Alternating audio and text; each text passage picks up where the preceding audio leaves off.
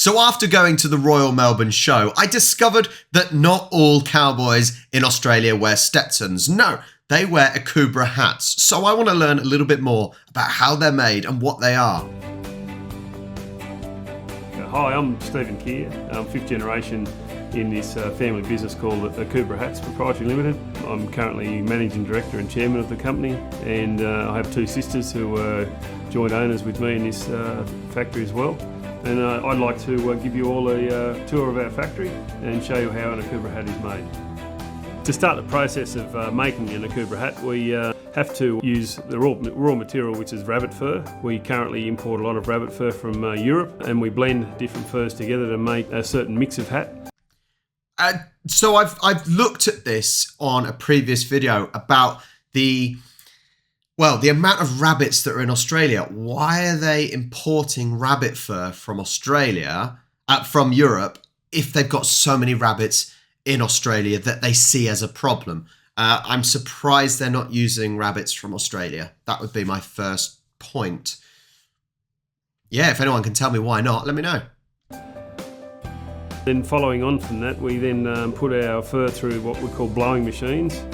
These blowing machines clean all the hair, bits of dirt and little bits of skin out of the blend that we're trying to make a hat out of.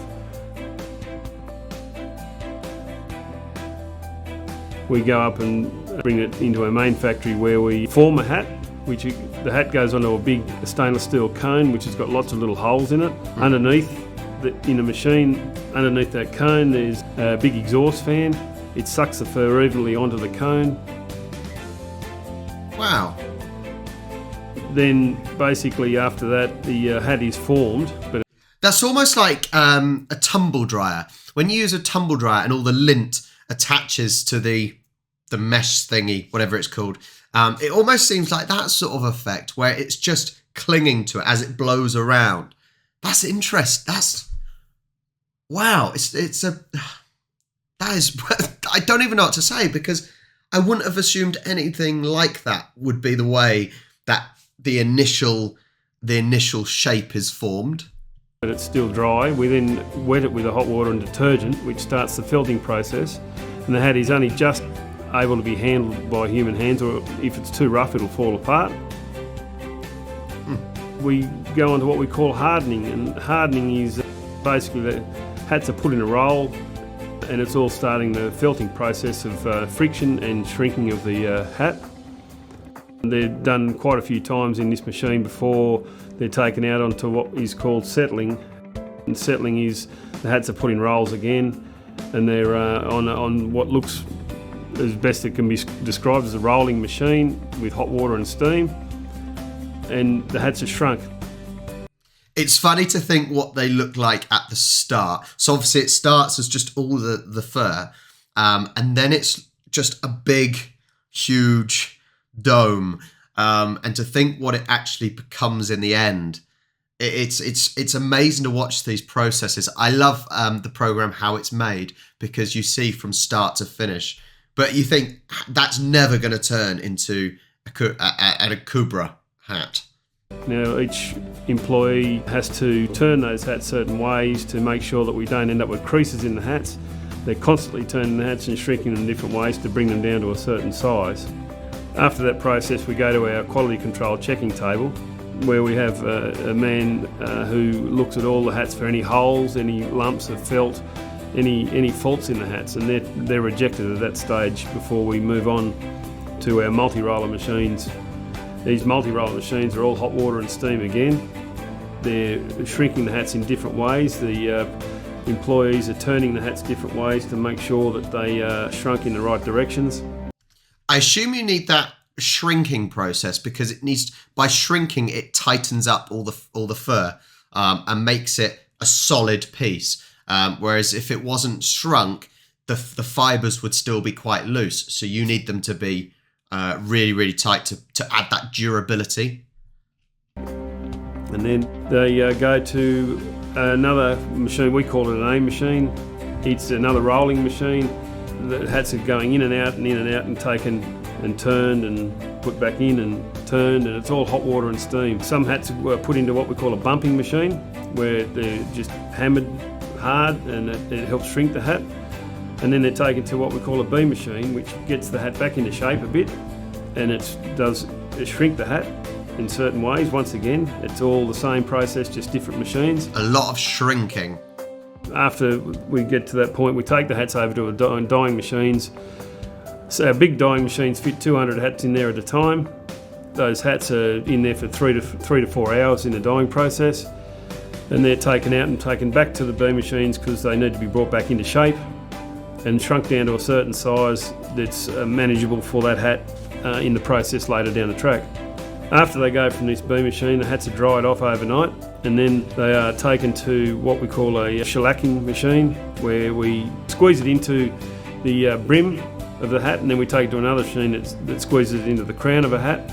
And once this shellac sets in the hat, it becomes quite stiff, and that's what gives the hats their stiffness. When down the track, anything you need to do with the hat, you can soften it with steam, the shellac will soften up, and you can shape it to whatever shape you want to try and make it into. What I love about this, and there are so many production lines that are like this, that it needs so much care and attention still by humans to at every step of the process. And obviously there's a lot of products now that don't need the humans to do it. It's all about robots. But this is a production line that needs people, constantly needs people.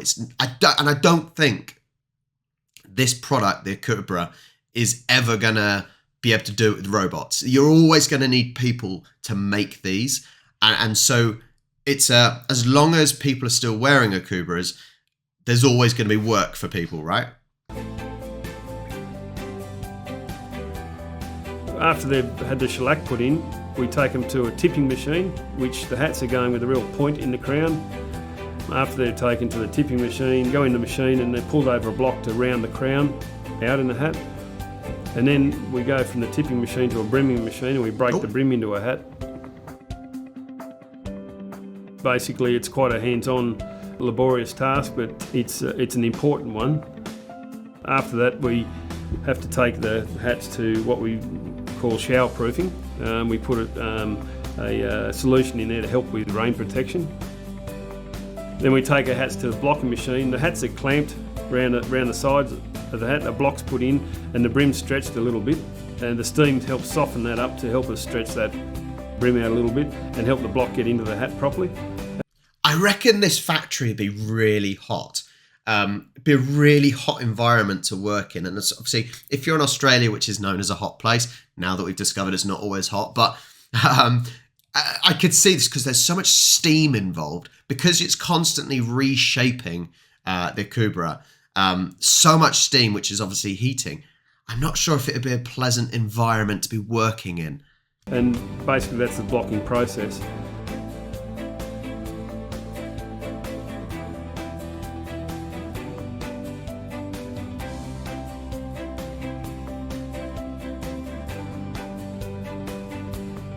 Overnight the hats are then dried at a certain temperature.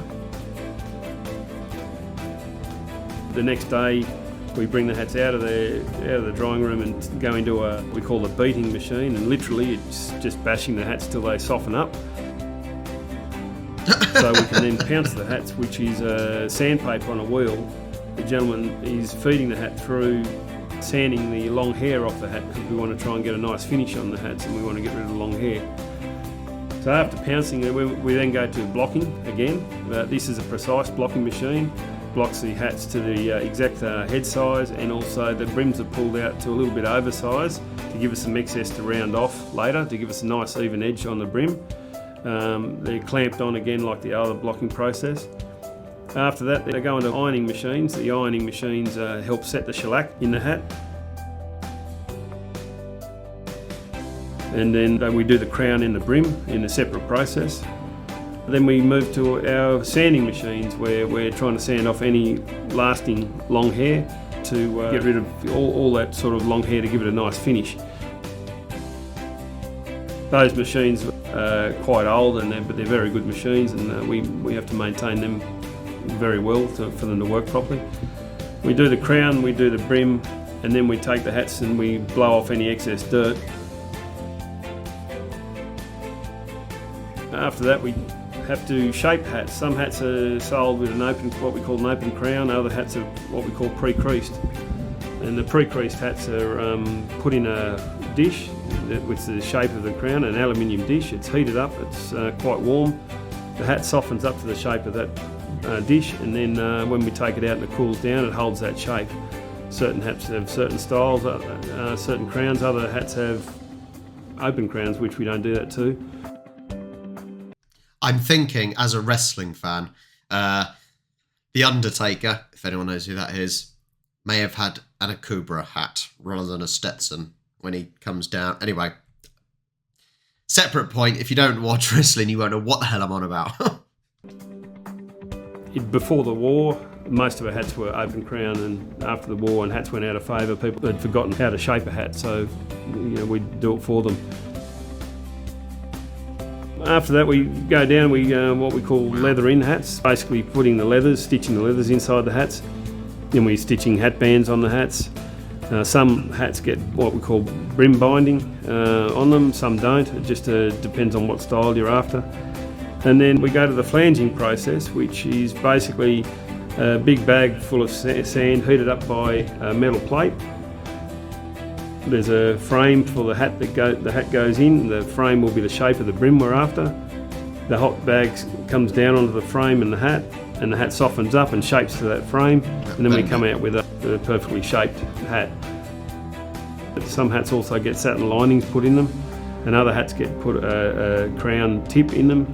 It just depends on what style is wanted from whoever. Wow. We go to the packing section where all our orders are collated together and get ready to be shipped to wherever around Australia or around the world. As you can see, there's a lot of hard work that goes into making these hats.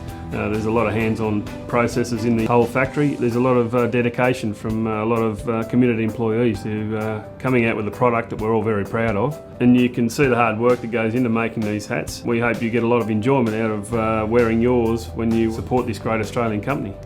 Oh, wow.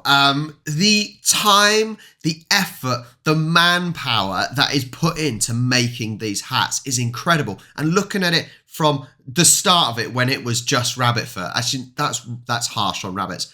When it was the rabbit fur and then the final product, that is an incredible process. Even especially when it was those huge domes that it had made. And it's incredible to see the process. I love watching these. There's different programs like Inside the Factory over here, and there's how it's made. It's brilliant to learn about how these products that you just see the final product, how it was actually created. And this is clearly a proper Aussie business. Now, I've just Googled in between this, what is the difference between a Stetson, which is the brand name, not the actual product name, and the Akubra, which I think is probably the brand name as well. And I cannot find what the differences are. So if you guys know, please let me know in the comments, because I love to find these things out and actually know and get things correct rather than thinking something's right and it's not. Because at the Royal Melbourne Show, I thought I saw lots of Stetsons. And I did see some Stetsons, but I didn't know that the Akubra was even a thing. And you guys let me know. And that was over on the vlog channel. If you haven't watched it or subscribed, go over there, check it out. The Royal Melbourne Show was the recent video. Fascinating. I love it. And it's, I said, a real family business, you can see. It serves the community. I'm just amazed at how much effort is put in to making this simple product. And that's probably rude to say it's a simple product. You get what I mean. But thank you so much for watching. Make sure you like and subscribe, and I'll catch you next time.